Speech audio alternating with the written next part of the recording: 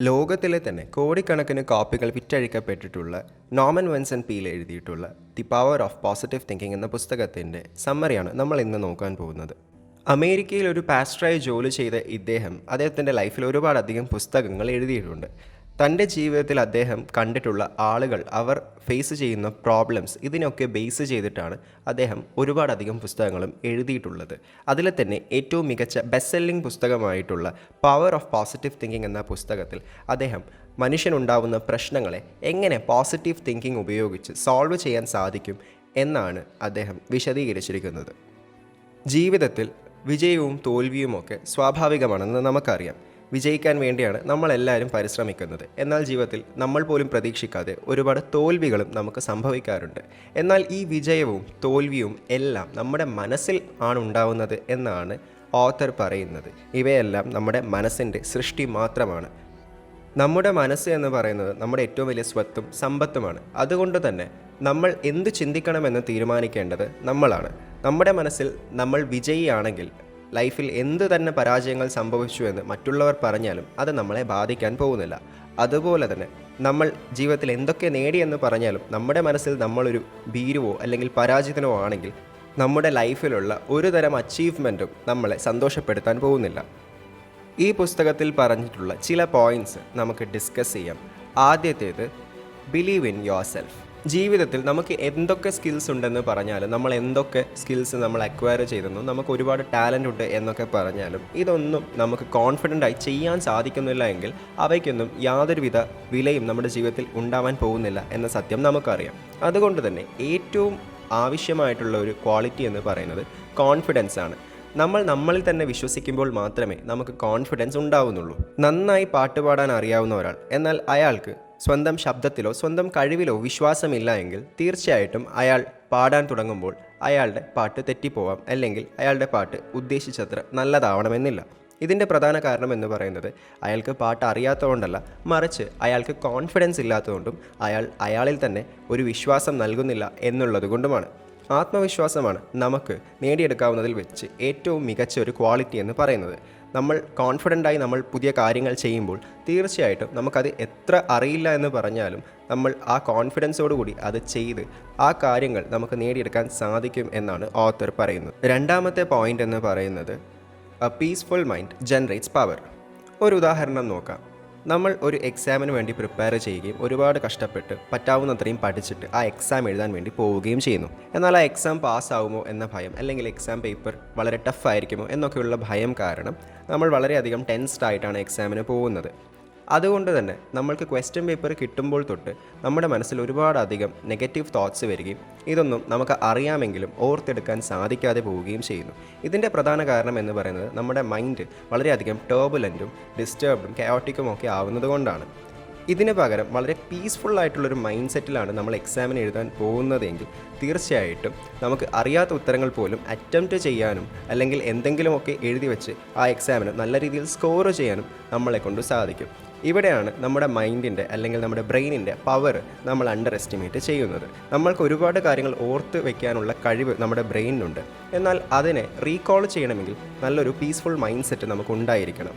ഇതാണ് പലപ്പോഴും നമ്മൾ എക്സാംസിന് പോകുമ്പോൾ ടെൻസ്ഡ് ആവരുത് എന്ന് പറയുന്നതിൻ്റെ കാരണം. അതുകൊണ്ട് ഇത്തരത്തിലൊരു മൈൻഡ്ഫുൾനെസ് കൾട്ടിവേറ്റ് ചെയ്യാൻ വേണ്ടി നമുക്ക് ബ്രീതിങ് എക്സസൈസസോ അല്ലെങ്കിൽ മെഡിറ്റേഷനോ ഒക്കെ എല്ലാ ദിവസവും പ്രാക്ടീസ് ചെയ്യാവുന്നതുമാണ്. ഫ്രണ്ട്സ്, നിങ്ങൾ ബ്രെയിൻ റൂൾസിനെ കുറിച്ച് കേട്ടിട്ടുണ്ടോ? അതായത് നമ്മുടെ തലച്ചോറിൻ്റെ ചില നിയമങ്ങളുണ്ട്. ഇത് നമുക്കൊന്നും പെട്ടെന്ന് മാറ്റാനൊന്നും പറ്റില്ല.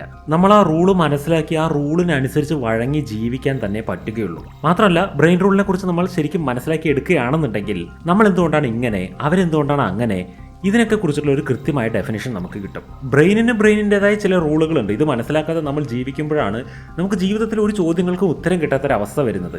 നമ്മളെക്കുറിച്ച് തന്നെ നമുക്ക് മനസ്സിലാക്കാൻ പറ്റാത്തൊരവസ്ഥ വരുന്നത്.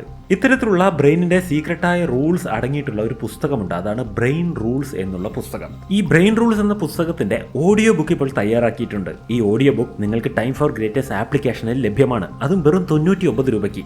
ഇത് മാത്രമല്ല, ലോകത്തിലെ ബെസ്റ്റ് സെല്ലർ ബുക്കുകളിൽ നിന്നും 100 കണക്കിന് ബുക്കുകൾ എടുത്ത് സ്റ്റഡി ചെയ്തതിന് ശേഷം അവയിൽ നിന്നും ഏറ്റവും നല്ലതെന്ന് തോന്നി തിരഞ്ഞെടുത്തവ മാത്രം ഉൾപ്പെടുത്തിക്കൊണ്ട് time for greatness audio book ആപ്ലിക്കേഷനിൽ നിങ്ങൾക്കായി മലയാളത്തിൽ ഏറ്റവും നല്ല ഓഡിയോ ബുക്സിന്റെ ഒരു കളക്ഷൻ ഒരുങ്ങിയിട്ടുണ്ട്. ഇതിൽ psychology, relationship, finance, habit, philosophy ഇങ്ങനെയുള്ള പല കാറ്റഗറിയിലുള്ള പുസ്തകങ്ങളുണ്ട്. പുസ്തകങ്ങൾ വായിക്കുന്നത് നല്ലൊരു ശീലമാണെന്ന് നിങ്ങൾക്കറിയാം, അത് ഞങ്ങൾക്കും അറിയാം. എന്നാൽ പുസ്തകം വായിച്ചിരിക്കുവാൻ സമയമില്ലാത്ത അല്ലെങ്കിൽ അതിന് മാത്രം ശ്രദ്ധ കിട്ടാത്ത ഈ കാലഘട്ടത്തിൽ ഓഡിയോ ബുക്സ് യൂസ് ചെയ്തുകൊണ്ടെങ്കിലും നമ്മുടെ അറിവുകൾ വർദ്ധിപ്പിക്കുവാൻ നമ്മൾ ശ്രമിക്കേണ്ടത് തന്നെയല്ലേ? ടൈം ഫോർ ഗ്രേറ്റ്നസ് ആപ്ലിക്കേഷനിലുള്ള ഈ ഓഡിയോ ബുക്കുകൾ ഇപ്പോൾ പർച്ചേസ് ചെയ്യുകയാണെന്നുണ്ടെങ്കിൽ നിങ്ങൾക്കൊരു സ്പെഷ്യൽ ഓഫർ നൽകുകയാണ്. അതെന്താണെന്ന് അറിയാമോ?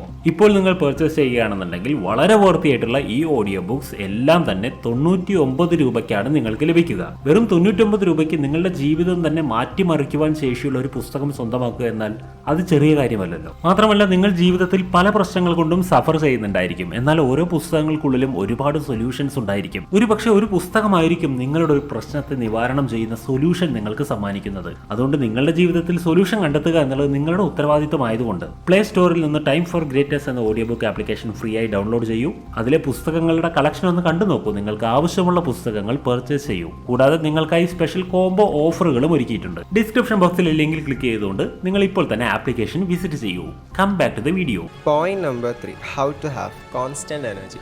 നമ്മൾ ചില ആളുകളെ കാണാറുണ്ട്. അവർ രാവിലെ മുതൽ രാത്രി വൈകിയും അവർക്ക് ഒരേ കോൺസ്റ്റന്റ് ആയിട്ടുള്ള ഒരു എനർജി ലെവൽ കീപ്പ് അപ്പ് ചെയ്യാൻ സാധിക്കാറുണ്ട്. ഇതിൻ്റെ റീസൺ എന്താണ്, സീക്രട്ട് എന്താണെന്ന് അവരോട് ചോദിച്ചു കഴിഞ്ഞാൽ അവർ ചിലപ്പോൾ വർക്കൗട്ട് എന്നോ അല്ലെങ്കിൽ നല്ല ഡയറ്റ് എന്നോ അല്ലെങ്കിൽ അതുപോലെയുള്ള എന്തെങ്കിലുമൊക്കെ ആൻസേഴ്സ് പറയുമായിരിക്കും. അവരുടെ ഡെയിലി റൂട്ടീനും അതുപോലെ ഹോബീസും ഒക്കെ ഇതിനെ ഇൻഫ്ലുവൻസ് ചെയ്യുന്നുണ്ട് എന്നുള്ളത് സത്യമാണ്. എന്നാൽ അതിനേക്കാളെല്ലാം ഏറ്റവും പ്രധാനമെന്ന് പറയുന്നത് നമ്മുടെ മൈൻഡ് സെറ്റാണ് എന്നുള്ളതാണ്. ഉദാഹരണത്തിന്, നല്ല രീതിയിൽ വർക്കൗട്ട് ചെയ്യുന്ന ഒരു ജിമഹോളിക് ആയിട്ടുള്ള ഒരു വ്യക്തി എന്നാൽ ഒരു അല്പം ഡിപ്രസ്ഡ് ആയിട്ടോ അല്ലെങ്കിൽ ഒരു പ്രോബ്ലത്തിലൂടെ കടന്നു പോവുകയോ ചെയ്യുകയാണെങ്കിൽ ആ വ്യക്തിയുടെ എനർജി ലെവൽ തീർച്ചയായും കുറയും.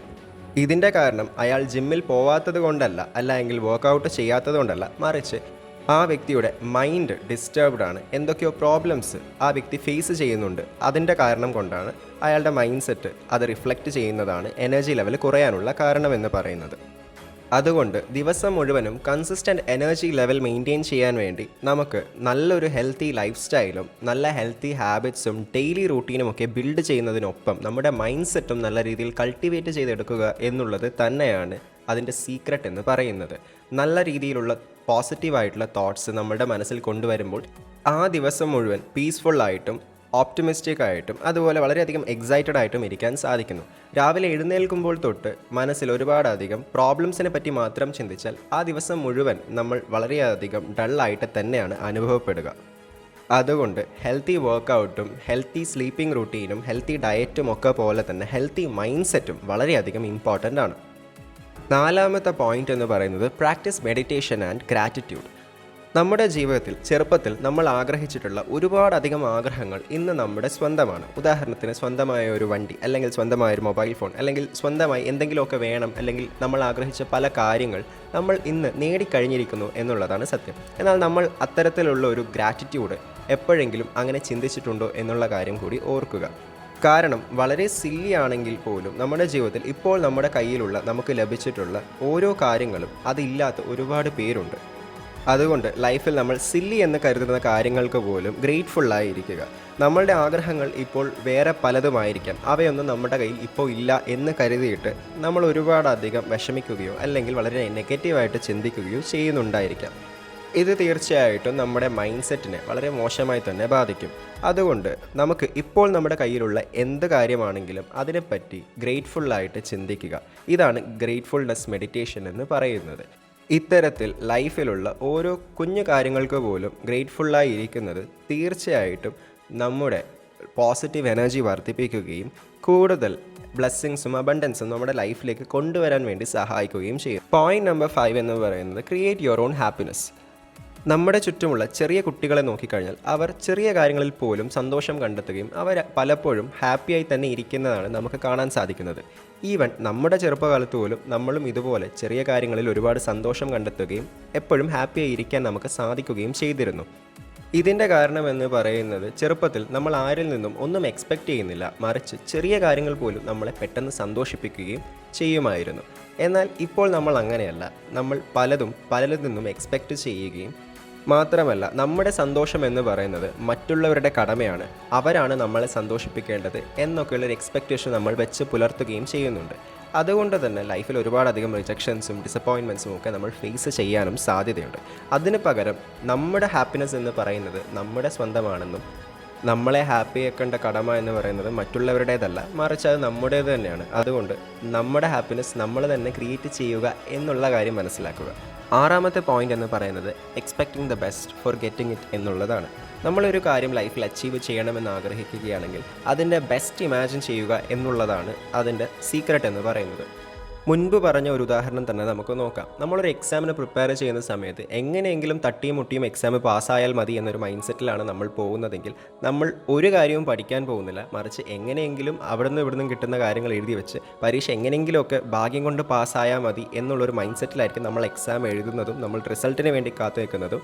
ഈവൻ നമ്മൾ എക്സാം ഫെയിൽ ആയാൽ പോലും നമ്മുടെ മൈൻഡ് സെറ്റിൽ പ്രത്യേകിച്ച് ചേഞ്ച് ഒന്നും വരാൻ പോകുന്നില്ല.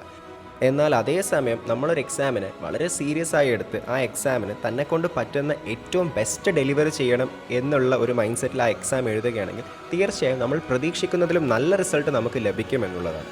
ഇതിനർത്ഥം നമ്മൾ ഫസ്റ്റ് റാങ്ക് നേടണമെന്നോ അല്ലെങ്കിൽ 100 ഔട്ട് ഓഫ് 100 നേടണം എന്നൊന്നുമല്ല. ആ എക്സാമിന് നമുക്ക് ബെസ്റ്റായിട്ട് ഡെലിവറി ചെയ്യാൻ പറ്റുന്നത് എത്രമാത്രമാണെന്ന് എക്സ്പെക്റ്റ് ചെയ്യുക, ആ രീതിയിൽ എഫേർട്ട് എടുക്കുക. തീർച്ചയായും നമ്മൾ ഉദ്ദേശിച്ച റിസൾട്ട് തന്നെ നമുക്ക് ലഭിക്കും. 7ാമത്തെ പോയിന്റ് എന്ന് പറയുന്നത് I don't believe in defeat. തോൽവികളെ ഞാൻ വിശ്വസിക്കുന്നില്ല. ഇതിനർത്ഥം നമ്മൾ ലൈഫിൽ ഒരിക്കലും തോൽക്കില്ല എന്നോ അല്ലെങ്കിൽ നമ്മൾ തോൽവിയെ ആക്സെപ്റ്റ് ചെയ്യില്ല എന്നൊന്നുമല്ല, മറിച്ച് നമ്മുടെ ലൈഫിൽ നമ്മൾ എപ്പോഴും സ്ട്രൈവ് ചെയ്യേണ്ടത് ജയിക്കാൻ വേണ്ടി ആയിരിക്കണം എന്നുള്ളതാണ്. തോൽവികൾ അല്ലെങ്കിൽ പരാജയങ്ങൾ എന്നൊക്കെ പറയുന്നത് സ്റ്റെപ്പ് സ്റ്റോൺസ് ഓഫ് സക്സസ് എന്നാണ് ലൈഫിൽ സക്സസ്ഫുൾ ആയിട്ടുള്ളവർ പറയുന്നത്. അതുകൊണ്ട് ജീവിതത്തിൽ തോൽവി എന്ന് പറയുന്നൊരു കാര്യമില്ല, മറിച്ച് വിജയത്തിൻ്റെ പടവുകൾ മാത്രമേ നമ്മുടെ ലൈഫിൽ ഉള്ളൂ എന്നുള്ളൊരു മൈൻഡ് സെറ്റ് കൾട്ടിവേറ്റ് ചെയ്യാൻ വേണ്ടി ശ്രമിക്കുക. 8ാമത്തെ പോയിന്റ് എന്ന് പറയുന്നത് ബ്രേക്ക് ദ വറിയിങ് ഹാബിറ്റ്. എന്ത് കാര്യം ചെയ്യുമ്പോഴും ഇത് എന്നെ കൊണ്ട് ചെയ്യാൻ പറ്റുമോ, അഥവാ ഇത് ചെയ്തിട്ട് എൻ്റെ കയ്യിൽ നിന്നും ഒരു അബദ്ധം പറ്റിയാൽ എന്ത് സംഭവിക്കും തുടങ്ങിയുള്ള അനാവശ്യ ഭയങ്ങളും വേവലാതികളും നമ്മളെ പുറകോട്ട് വലിക്കുക തന്നെയാണ് ചെയ്യുക. ലൈഫിലെ തന്നെ ഏറ്റവും മോശമായ അഡിക്ഷൻ എന്ന് പറയുന്നത് ഭയമാണ് എന്നുള്ളതാണ്. നമ്മൾ ഭയത്തിനോട് അഡിക്റ്റഡ് ആയി കഴിഞ്ഞാൽ പിന്നെ അതിൽ നിന്നും അത്ര പെട്ടെന്നൊന്നും രക്ഷപ്പെടാൻ നമുക്ക് സാധിക്കില്ല. ഇതിൻ്റെ ഉദാഹരണങ്ങൾ നമ്മുടെ തന്നെ നിത്യജീവിതത്തിലേക്കൊന്ന് തിരിഞ്ഞു നോക്കിയാൽ നമുക്ക് കണ്ടെത്താൻ കഴിയുന്നതാണ്. എന്നാൽ ഭയത്തെ ഓവർകം ചെയ്യാനുള്ളൊരു ആൻറ്റിഡോട്ട് നമ്മുടെ മനസ്സിൻ്റെ കയ്യിൽ തന്നെ ഉണ്ട്. അത് വിശ്വാസമാണ്. ഉദാഹരണത്തിന് സ്വിമ്മിങ് അറിയാത്തൊരു വ്യക്തി അബദ്ധത്തിൽ കാല് വഴുതി വെള്ളത്തിൽ വീഴുകയാണെങ്കിൽ തീർച്ചയായിട്ടും അയാൾ മരണപ്പെടുമോ അല്ലെങ്കിൽ അയാൾക്ക് ശ്വാസം കിട്ടാതെ അയാൾ വെള്ളത്തിൽ മുങ്ങിപ്പോകുമോ എന്നുള്ള ഭയം കാരണം അയാളുടെ സർവ്വശക്തിയും ഉപയോഗിച്ചുകൊണ്ട് കൈകാലിട്ടടിക്കുന്നു. എന്നാൽ യഥാർത്ഥത്തിൽ അവിടെയുള്ള വെള്ളത്തിന് വലിയ ആഴമൊന്നും ഉണ്ടാവണമെന്നില്ല. ഒരുപക്ഷെ അയാൾക്ക് വളരെ ഈസി ആയിട്ട് കയറിപ്പോകാൻ പറ്റുന്ന ആഴമേ ഉണ്ടായിരുന്നിരിക്കുള്ളൂ. എന്നാൽ അയാളുടെ സർവ്വശക്തിയും ഉപയോഗിച്ച് കൈകാലിട്ടടിച്ച് ഒരുപക്ഷെ അയാളുടെ ഊർജ്ജമെല്ലാം അയാൾക്ക് നഷ്ടമാവുകയും അയാൾ അവിടെ തന്നെ കുഴഞ്ഞു വീണ് വെള്ളത്തിലേക്ക് മുങ്ങിപ്പോവുകയും ചെയ്യാൻ സാധ്യതയുണ്ട്. ഇതിൻ്റെ പ്രധാന കാരണമെന്ന് പറയുന്നത് അയാളുടെ ഉള്ളിലെ ഭയമാണ്. എന്നാൽ അതേസമയം സ്വിമ്മിങ് അറിയുന്നൊരു വ്യക്തിയാണ് ഇത്തരത്തിലൊരു അനുഭവം ഉണ്ടാകുന്നതെങ്കിൽ തൻ്റെ ആത്മധൈര്യം സംഭരിച്ച് അയാൾക്ക് നീന്തി കയറാൻ സാധിക്കുകയാണെങ്കിൽ തീർച്ചയായിട്ടും അയാൾക്ക് രക്ഷപ്പെടാൻ പറ്റും. അതുകൊണ്ട് ഭയത്തിൻ്റെ മറുമരുന്ന് എന്ന് പറയുന്നത് വിശ്വാസമാണ്, ആത്മധൈര്യമാണ് എന്നുള്ള കാര്യം ഓത്തർ ഇവിടെ പറയുന്നു. അവസാനത്തെ പോയിന്റ് എന്ന് പറയുന്നത് inflow of new thoughts can awaken the soul inside you. Roman എംപററും അതുപോലെ സ്റ്റോയിക് ഫിലോസഫറുമായിട്ടുള്ള മാർക്കസ് ഒറേലിയസ് പറയുന്നത് a man's life is what his thoughts make of it എന്നുള്ളതാണ്. ഒരു മനുഷ്യൻ്റെ ജീവിതം എന്ന് പറയുന്നത് അവൻ്റെ ചിന്തകൾ എങ്ങനെ ആ ജീവിതത്തെ രൂപപ്പെടുത്തുന്നു എന്നതിനനുസരിച്ചിരിക്കും എന്നുള്ളതാണ്. അമേരിക്കൻ ഫിലോസഫറായിട്ടുള്ള റാൽഫ് വാൽഡോ എമേഴ്സണും ഇതുപോലൊരു കോട്ട് പറഞ്ഞിട്ടുണ്ട്. അദ്ദേഹം പറഞ്ഞിട്ടുള്ളത് a man is what he things about all day long എന്നുള്ളതാണ്. നിങ്ങൾ രാവിലെ മുതൽ രാത്രി വരെ എന്ത് കാര്യത്തെ പറ്റിയാണോ ചിന്തിക്കുന്നത് അതായി തീരും നിങ്ങൾ എന്നുള്ളതാണ് അദ്ദേഹം പറയുന്നത്.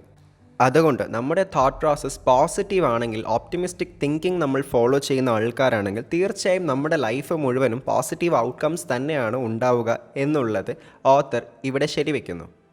ലൈഫിൽ എന്തൊക്കെ സെറ്റ് ബാക്സ് നമ്മുടെ ലൈഫിൽ ഉണ്ടാവുകയാണെങ്കിലും തീർച്ചയായിട്ടും അതിനെ പോസിറ്റീവായിട്ട് മാത്രം എടുക്കുക. ഒരു പോസിറ്റീവ് ആറ്റിറ്റ്യൂഡ് ലൈഫിൽ വളരെ മിറാക്കുലസ് ആയിട്ടുള്ള ചേഞ്ചസ് കൊണ്ടുവരും എന്നുള്ള കാര്യം വിശ്വസിച്ച് എത്ര തന്നെ അഡ്വേഴ്സ് ആയിട്ടുള്ള സാഹചര്യങ്ങൾ നമ്മുടെ ജീവിതത്തിൽ വന്നാൽ പോലും അവയെല്ലാം വളരെയധികം ഓപ്റ്റിമിസ്റ്റിക് ആയിട്ടും ഇതെല്ലാം ലൈഫിൻ്റെ ഭാഗമാണെന്നും ഇതിനെ നമുക്ക് കടന്ന് മുന്നോട്ട് പോകാൻ സാധിക്കും എന്നുള്ളൊരു അപ്രോച്ച് ജീവിതത്തിൽ കൊണ്ടുവരാൻ വേണ്ടി ശ്രമിക്കുക.